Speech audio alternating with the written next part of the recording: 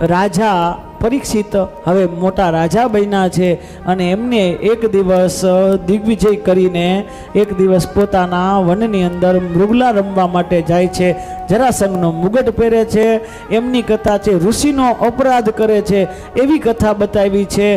મરેલો સર્પ ઋષિના ગળામાં નાખે છે અને 7મે દિવસે એ ઋષિના બાળ દ્વારા કૌશિકી નદીમાં ઉભેલા એ ઋષિના 7 વર્ષના પુત્રથી સંકલ્પ કહીને કહે છે કે તે મારા પિતાનો અપરાધ કર્યો, જેને મારા પિતાના ગળાની અંદર સર્પ નાખ્યો હશે એનું 7મે દિવસે મૃત્યુ થાય. આવી પણ કથા છે. અને મૃત્યુના સમાચાર પરીક્ષિત રાજાને મળે છે કે 7મે દિવસે મારું મૃત્યુ થયું. પહેલે દિવસની કથા આવે છે કે દિલ્હીમાં બેઠેલો એ આજનું દિલ્હી ત્યારનું હસ્તિનાપુરમાં બેઠેલો એ પરીક્ષિતને ખબર પડે કે હવે મારે મોક્ષ જોઈ અને બધી અન્યત્ર બધી જમીન બધું છોડી અને હવે એ પરીક્ષિત રાજા આવે છે. બધું ત્યાગ કરી જન્મ જઈને રાજ્ય સોંપી અને આ પવિત્ર ભૂમિ ગંગામાં આવે છે. ગંગામાં આવતા વેત જ સુંદર મજાના ઋષિઓ બેઠા છે. તત્રૂપ જગમુર ભુવન પુનાના મહાનુભાવા મુનય શિષ્યા પ્રાયેણ તીર્થા વિવામ દેશે સ્વયં હિ તીર્થાની પુનંતિ સંતા.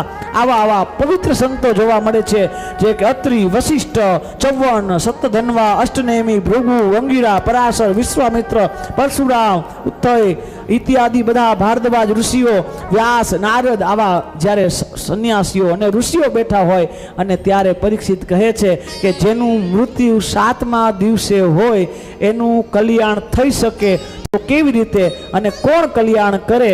આહા, 7 દિવસમાં મૃત્યુમાં જીતવાની વિધિ છે. મોક્ષ આપવા વાળું કોણ હોય? પરીક્ષિત રાજાએ જે સર્પ મરેલો નાખ્યો છે એ મસ્તક ઉપર પણ પડ્યો ગળામાં. પહેલો પ્રશ્ન, ઋષિના બાળના ઋષિ એનો બ્રાહ્મણનો દીકરો અને એ શ્રાપ આપે, કીધું 7મા દિવસે મૃત્યુ થાય. પ્રશ્ન એ થાય કે 7મો દિવસ શું કામ? 6 દિવસમાં, 8 દિવસમાં, 11 મહિનામાં એક ન બોલતા, ખાલી એટલું જ કીધું 7મા દિવસે. એના 2 કારણ છે. અને મૃત્યુ 7મા દિવસે જ હોય કા સોમથી માંડી શનિ સુધીમાં જ મૃત્યુ હોય. કોઈનો 8મો વાર થયો નથી, થવાનો નથી. આપણું પણ મૃત્યુ આ 7 દિવસની અંદર જ છે. એ ભાવ છે. અને બીજો ભાવ એ પણ છે કે આ જ્યારે સર્પ નાખ્યો ને તો માથે નાખવા ગયા, પડ્યો ગળામાં. આ ગળામાં પડ્યો ને એટલે 7, ગળામાં પડ્યો ને એટલે 7. કારણ કે 7 દ્વાર ખુલ્લા રહી ગયા. 2 કાનના, 2 નાસિકાના, 2 આંખના અને 1 મુખ, એ બહાર છૂટા રહ્યા એટલે 7મે દિવસે.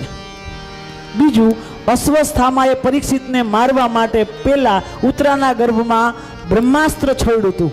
બ્રહ્માસ્ત્ર 2 પ્રકારના, એક નિવર્તન્ય બ્રહ્માસ્ત્ર, એક અનિવર્તન્ય બ્રહ્માસ્ત્ર. એક વાર કરીને પછી જ આવે અને એક વાર કર્યા વગર આવી શકે. જેને વારી શકાય અનિવર્તન્ય, જેને વારી ન શકાય અનિવર્તન્ય. આ છોડ્યું ત્યારે તો ભગવાન એની રક્ષા કરી. આજ પાછું એ જ બ્રહ્માસ્ત્ર એક બ્રાહ્મણના મુખમાંથી સ્વરૂપ લે કે શ્રાપ સ્વરૂપે બ્રહ્માસ્ત્ર પાછું આવ્યું છે ત્યારે પણ ભગવાનની રક્ષા કરી. આજ ત્યારે જ્યારે શ્રાપ લાગ્યો ત્યારે પણ ભગવાન રક્ષા કરશે. ત્યારે ભગવાન નારાયણ રક્ષા કરી. આજ ભાગવતજી ભગવાન બનીને આવીને એની રક્ષા કરશે. અને આવે છે સુખદેવજી મહારાજ. સુખદેવજી મહારાજને આવતા જોઈ પરીક્ષિત રાજા, આહા, સુખદેવજી કેવા છે? ભાગવતનું વર્ણન કરે છે. સુખદેવજી મહારાજ આવે ત્યારે પરીક્ષિતના ભાવ શું હોય? તત્ર ભગવદ ભગવાન વ્યાસપુત્ર,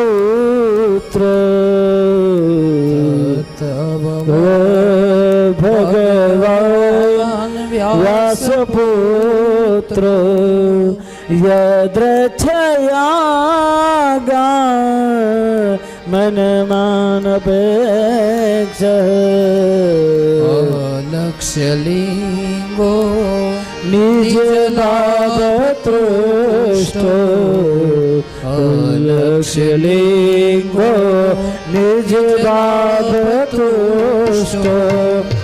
મૃતસ્ય બાલે રવદૂત વેશ, તત્રાભવ ભગવાન વ્યાસપુત્ર, તત્રાભવ ભગવાન વ્યાસ પુત્ર અલક્ષ્ય લિંગ નિજ લાભ તુષ્ટ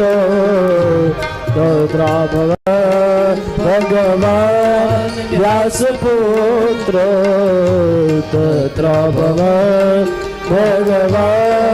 વ્યાસ પુત્ર